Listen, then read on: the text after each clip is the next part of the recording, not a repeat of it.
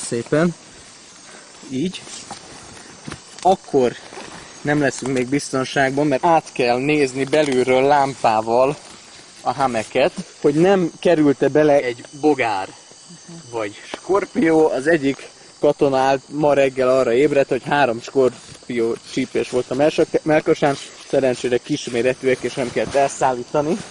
Elvileg itt kellemesen olvasgathatna az ember, ami most azt hiszem, hogy nem fog megtörténni, és aztán reméli, hogy egyszer csak álomba szenderül. Jó éjszakát!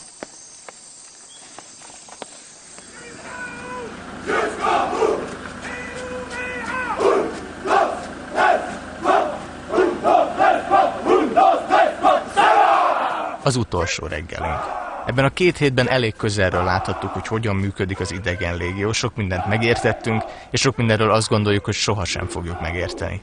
De hát nyilván nem véletlenül ez az egyik leghíresebb mondás errefelé, hogy ahol a logika véget ér, ott kezdődik a légió.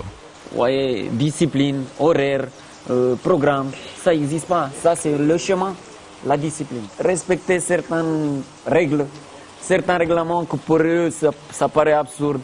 C'est ça la Légion. C'est pour ça que ça fait peur. On montre, le légionnaire il est quoi? Il est brutal au combat. Il a pas peur de donner sa vie.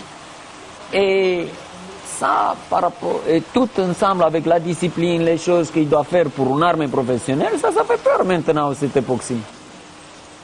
Ez biztos. Miközben nagyon vagány az esőerdő, meg a légiós kiképzés, tényleg félelmetesen hangzott, hogy az egyik 10-es vasalóval számolta a légiósokat, és még félelmetesebben hangzottak azok a módszerek, amikről nem is beszélhettek a kamerába a fiúk, csak esténként a rumos tea mellett. A kollektív büntetésekről, a meztelenre vetköztetésről és a többi megalázó retorzióról. Persze így készül a világ legstrapabíróbb hadserege, és rengetegen végtelenül büszkék rá, hogy ide tartozhatnak.